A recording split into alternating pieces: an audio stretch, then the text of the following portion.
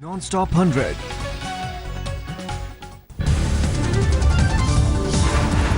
मुंबई में मीट की बिक्री पर लगे बैन पर बवाल। शिवसेना के मुखिया उद्धव ठाकरे ने कहा, हम बैन नहीं लगने देंगे। मीरा भाईंदर में मीट बैन पर नहीं झुकी नगर पालिका। पीटीआई के मुताबिक मेयर ने 8 दिनों तक मीट की बिक्री पर लगाया बैन। मीरा भाईंदर की मेयर गीता जैन ने कमिश्नर के 2 दिन के बैन की सिफारिश को मानने से किया इनकार। कहा, राज्य सरकार से निर्देश नहीं मिलने तक 8 दिन तक लगा रहेगा बैन। बीएमसी ने मीट की बिक्री पर 4 दिनों तक लगाई रोक। नवी मुंबई में 2 दिन तक मीट की बिक्री पर लगा है बैन। मुंबई में मीट की बिक्री पर लगे बैन का एमएनएस ने भी किया विरोध। पार्टी मीट की दुकानें लगाकर फैसले का करेगी विरोध। मुंबई में जैन धर्म के पर्व के दौरान 2004 और 2014 में भी मीट पर बैन लगाने का जारी हुआ था आदेश। आज तक के पास आदेश की कॉपी। राजस्थान में शिक्षण संस्थानों में बकरीद के दिन नहीं होगी छुट्टी। बीजेपी सरकार ने पंडित दीनदयाल उपाध्याय जयंती मनाने का किया फैसला। शिक्षा विभाग ने जारी किया आदेश। 25 सितंबर को सभी कर्मचारी को दफ्तर आने का सुनाया फरमान। आज से दिल्ली में बीएसएफ और पाकिस्तानी रेंजर्स के बीच डीजी स्तर की बातचीत। सीजफायर के उल्लंघन और घुसपैठ का उठेगा मामला। बैठक से पहले बीएसएफ के डीजी डीके पाठक ने कहा, पाक के सामने रखेंगे अपना एजेंडा, हमें सकारात्मक बातचीत की उम्मीद। केंद्रीय गृह राज्य मंत्री किरण रिजिजू का बयान। बीएसएफ के डीजी बैठक में रखेंगे अपना पक्ष, हमें बेहतर नतीजे की उम्मीद। दिल्ली में बीएसएफ मुख्यालय में होगी डीजी स्तर की बातचीत। पाक रेंजर्स की ओर से बैठक को लेकर कुछ भी बोलने से इनकार। दोनों देशों के बीच 1.5 साल से ज्यादा समय डीजी स्तर की बातचीत। इससे पहले 2013 में लाहौर में हुई थी बातचीत। डीजी स्तर की बातचीत से 1 दिन पहले पाक ने फिर किया सीजफायर का उल्लंघन। जम्मू के कृष्णा घाटी में की फायरिंग। बिहार में बजा चुनावी बिगुल। चुनाव आयोग ने किया तारीखों का ऐलान। 12 अक्टूबर से 5 नवंबर के बीच 5 चरणों में डाले जाएंगे वोट। 8 नवंबर को होगी वोटों की गिनती। दिवाली से पहले नई सरकार का गठन। 12 अक्टूबर को पहले चरण में 49 सीटों के लिए मतदान। समस्तीपुर, बेगूसराय, खगड़िया और भागलपुर समेत 10 जिलों में वोटिंग। दूसरे चरण में 16 अक्टूबर को 32 सीटों के लिए वोटिंग। कैमूर, रोहतास, अरवल, जहानाबाद, औरंगाबाद और गया में चुनाव। 28 अक्टूबर को तीसरे चरण के लिए पड़ेंगे वोट। सारण, वैशाली, नालंदा, पटना, भोजपुर और बक्सर में चुनाव।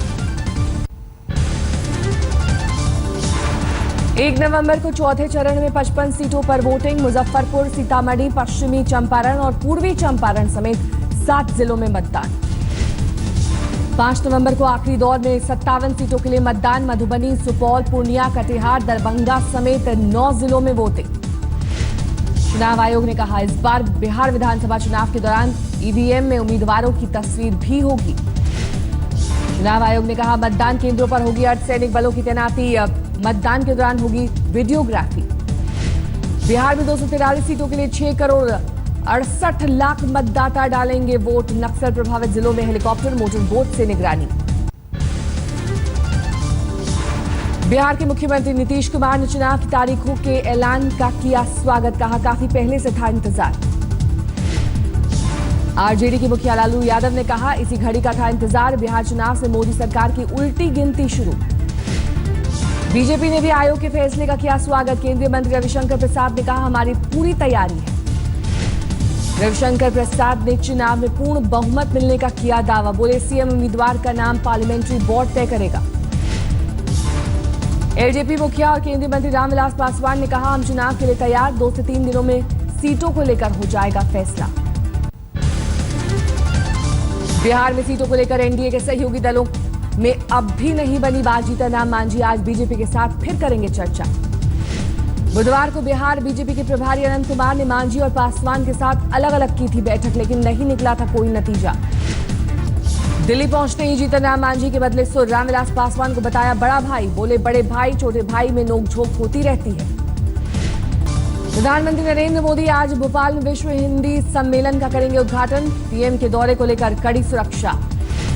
विश्व हिंदी सम्मेलन को लेकर विदेश मंत्रालय और मध्य प्रदेश सरकार ने की बड़ी तैयारी। सम्मेलन में 39 देशों के 1200 से ज्यादा साहित्यकार लेंगे हिस्सा।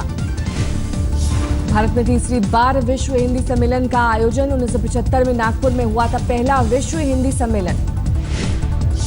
कल प्रधानमंत्री नरेंद्र मोदी ऋषिकेश का करेंगे दौरा। बीमार चल रहे दयानंद आश्रम के स्वामी दयानंद गिरी से मिलकर उनका हालचाल जानेंगे।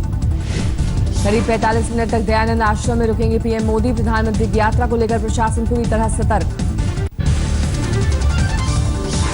कांग्रेस उपाध्यक्ष राहुल गांधी आज से 2 दिनों के ओडिशा दौरे पर। बारगढ़ जिले में किसान बचाओ मार्च का करेंगे नेतृत्व। बारगढ़ में राहुल खुदकुशी करने वाले किसानों के परिजनों से करेंगे मुलाकात। 7 किलोमीटर की पदयात्रा भी निकालेंगे। कल राहुल गांधी कटक में शिशु भवन का करेंगे दौरा। पिछले महीने कई नवजात बच्चों की हुई थी मौत। सोनिया के रायबरेली दौरे का आज आखिरी दिन। दिल्ली लौटने से पहले अपने संसदीय क्षेत्र के लोगों से करेंगी मुलाकात। बुधवार को सोनिया ने रायबरेली में राजीव गांधी की प्रतिमा का किया अनावरण। 1 घंटे देर से पहुंची सोनिया को रेलवे क्रॉसिंग बंद होने की वजह से करना पड़ा इंतजार।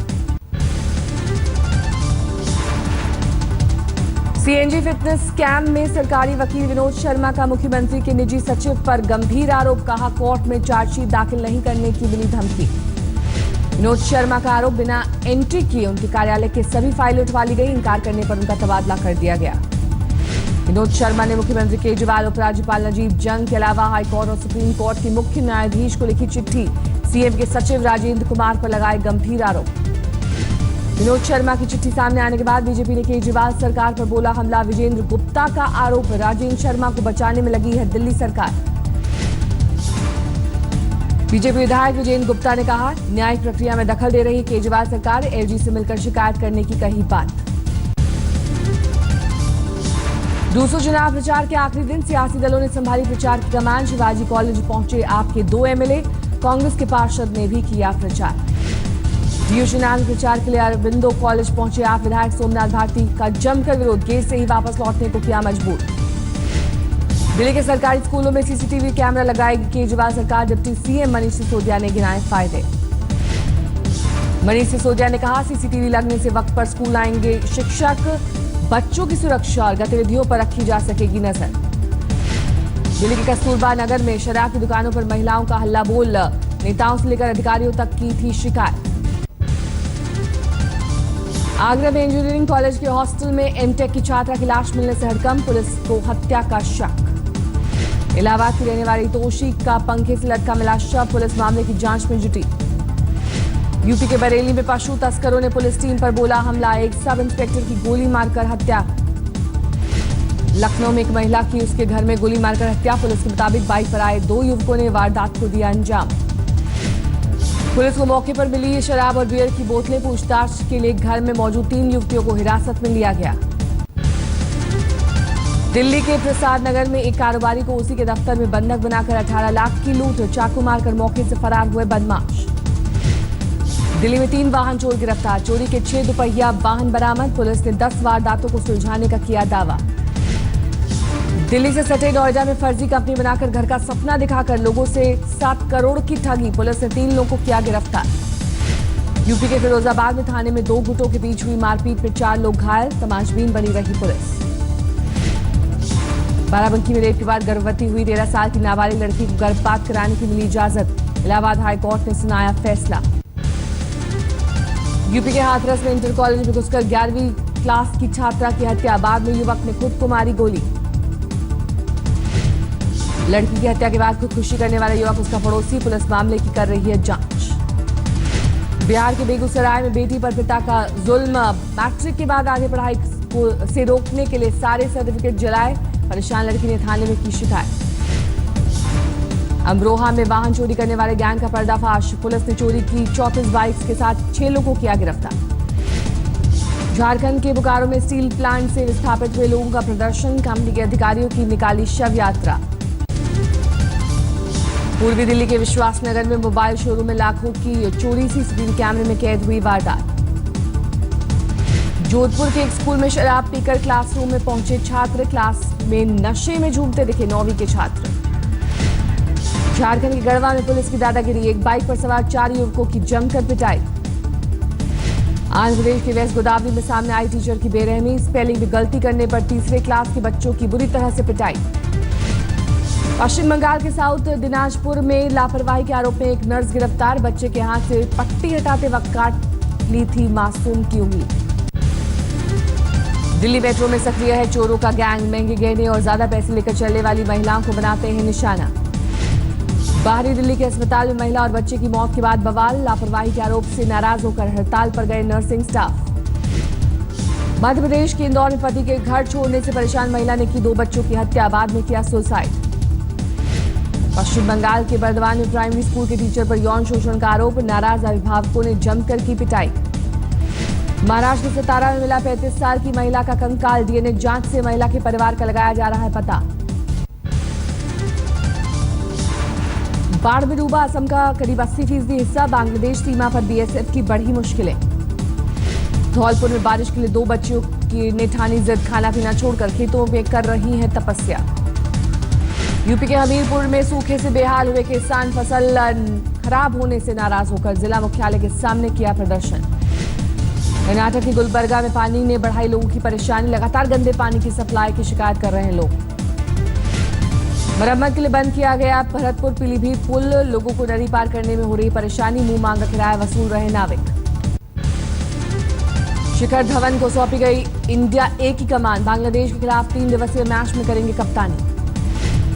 बांग्लादेश ए के खिलाफ होने वाले 3 वनडे मैचों के लिए भी इंडिया ए का ऐलान। करुण नायर को मिली कप्तानी। सुरेश रैना भी टीम में। आर अश्विन ने विराट की कप्तानी को सराहा, कहा अपने खिलाड़ियों का मजबूती से साथ देते हैं विराट। ऑस्ट्रेलिया के क्रिकेटर ब्रैड हैडन ने अंतर्राष्ट्रीय क्रिकेट को कहा अलविदा। विकेटकीपर बल्लेबाज थे हैडन। 20,000 शरणार्थियों को अपने यहां पनाह देने के लिए तैयार हुआ स्पेन। यूरोपियन कमीशन के प्रस्ताव के बाद फैसला। पाकिस्तान में बैंकिंग ट्रांजैक्शन पर लगाए गए टैक्स के विरोध में कारोबारियों ने बुलाया देशव्यापी बंद। हड़ताल का कई शहरों में दिखा असर। महारानी एलिजाबेथ द्वितीय बनी सबसे लंबे वक्त तक राज करने वाली रानी। क्वीन विक्टोरिया के 63 साल 7 महीने तक राज करने का रिकॉर्ड तोड़ा। ब्रिटेन की 89 साल की महारानी ने वेवरली स्टेशन से की स्टीम लोकोमोटिव ट्रेन की सवारी। महारानी को देखने के लिए उमड़े लोग। नंबर 1 स्मार्टफोन कंपनी एप्पल का बड़ा तोहफा। सैन फ्रांसिस्को में iPhone 6 और iPhone 6s Plus लॉन्च।